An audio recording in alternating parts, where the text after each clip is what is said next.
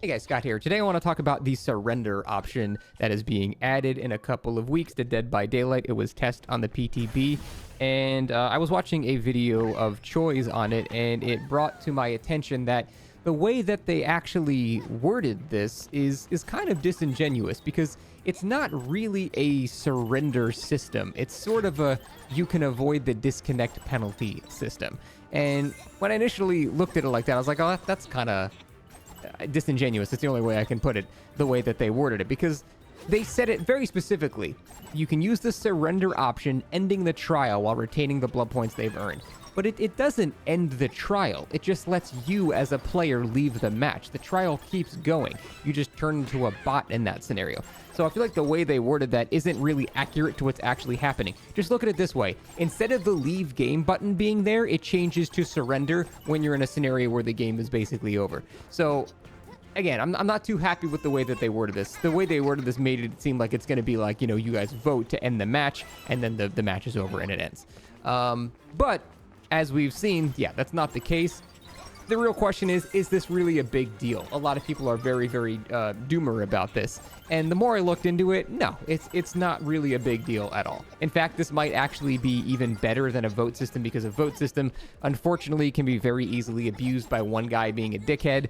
As we've seen in a bunch of games in history, there can be a very clear, you know, a conclusion of a match, and then some guy is just stubborn for some reason, and just to troll his teammates won't accept it. Everyone's forced to stay in, yada, yada, yada. So I understand why, in keeping with the nature of the game, as they've admittedly said, is like a 1v1v1v1v1, not technically a 4v1 kind of thing, that the surrender would be to the individual player.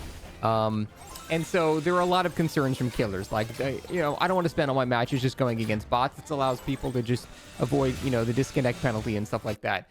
And that's true if you're like four-man slugging everybody, but for most games, it's not really going to be that relevant.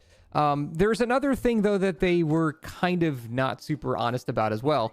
It says one of the main scenarios is if all remaining survivors have been slugged, but that's not exactly accurate, too. What it really is when all survivors have been incapacitated, sort of how the perk low profile from Ada works, where, you know, you can have 3 people on a hook and 1 survivor walking around. That activates the perk because you're the last player left. This works when there's no players left, basically. But it doesn't necessarily mean that they're slugged. They have to be on a hook or, you know, in the dying state. So there is a scenario where it's technically someone could Kobe or something like that for like a few seconds, and someone might DC on the floor within the fourth person downed. So look, the whole thing is the risk reward of adding this type of system. Are there going to be a couple of scenarios where there potentially might have been a very small chance for a comeback? Like in solo queue, someone's got Unbreakable, you don't know they have Unbreakable, everyone's down, you go, okay, whatever, I'm out, the game's over. Yes, I would say every once in a while, there is going to be a scenario like that where, as a survivor, you might get screwed out of a chance where maybe you could have done a little bit more because someone had a perk that you weren't aware of. So that will happen.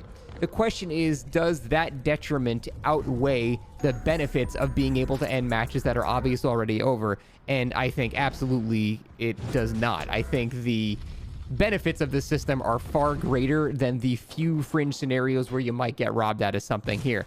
And really, all of this is just against killer. In fact, or all of this is just against survivor. Really, the only thing about the system that might be annoying for killer are the scenarios where no gens have been completed for 10 minutes, which is another surrender condition, and all the remaining survivors are bots, which is another killer surrender condition.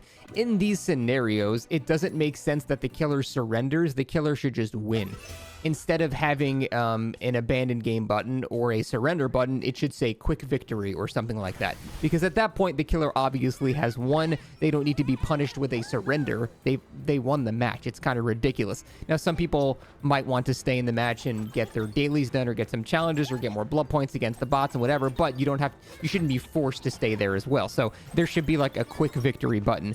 And that's it. That's basically the only example where it can be annoying for killer in those fringe scenarios where the killer is forced to surrender instead of just win. And that's a very, very easy fix that I feel like is sort of a no-brainer that they're going to do, because it's very clear in those scenarios the killer has won. Other than that, though, there's really no way to abuse this. It's not like the killer has to worry about, oh man, I had some really good momentum in the early game. I got, 3 people down at 5 gens. Everyone's going to surrender. It's like, no, even in that scenario, they still can't surrender. They can only surrender when the game is effectively over. No one has control of their character anymore. And that is the only scenario where their abandon button changes into a surrender button. So the killers complaining about this, I think it's definitely extreme. It's way too doomer. Like, the scenarios in which you're going to be annoyed by a very, fringe situation of, like, no one's touched a gen in 10 seconds. Oh, I gotta surrender now. Which, by the way, you don't even have to surrender. Your previous options in that scenario were do nothing, because you didn't even have the option. This is just, it gives you another option to just go, I don't care anymore, I just want to leave. Before, you had no options. You had to just find the survivors. So I don't see how you can see this as anything but a positive.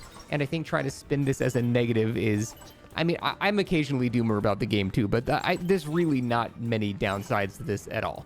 So killers, you guys don't have to worry about the scenario where you're doing too well and you're being, everyone's a bot instead now because you were doing too well.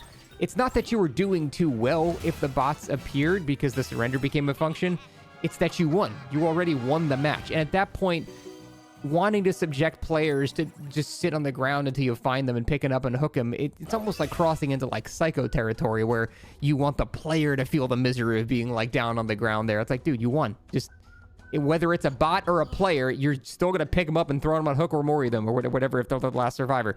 They're going to die in the exact same way. Whether it says bot next to the name or not, the game has already ended. So there's no worry about you having to play against bots because, again, the game is over already. Now, you're still going to have people disconnecting mid-match because they're just fed up with whatever and they're going to eat the DC penalty, but that's just how the game already works. Like, this is not going to put a killer in a scenario where they have to go against 4 bots more often than it already does, because you're not playing against 4 bots in that scenario. You've already won against the 4 bots. That's the main distinction you need to draw from. You're not going to have to worry about playing against 4 people that are not players because the game is over in that scenario. There's no players to play against because even if they were players, they couldn't do anything to you anyway because they're just on the ground or on the hook. They're already incapacitated. There's no other further gameplay to be had.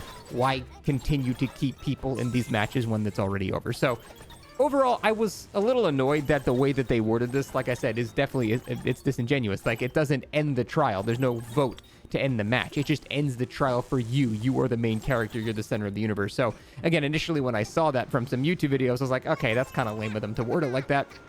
But no, this is really completely fine because it only happens once the game is effectively over. Again, I reiterate for the last time that, yes, 1 out of 50 games, there might be a scenario where a dude that has Unbreakable and We're Gonna Live Forever and Made for This could have picked someone up and started an anti-slugging snowball or something like that, and you're in solo queue, so you couldn't tell, blah, blah, blah. Yeah. And you know what would fix that? Being able to see your teammates' perks. Crazy, right? But I can understand that. I can understand being frustrated about that. But the point is the benefits far outweigh those rare scenarios of that happening. So it's sort of a no-brainer that this whole system is overall good for the health of the game. So that's it. Those are my thoughts on it. Curious to hear what you guys have to say. That is it. Thanks for watching. See you next time.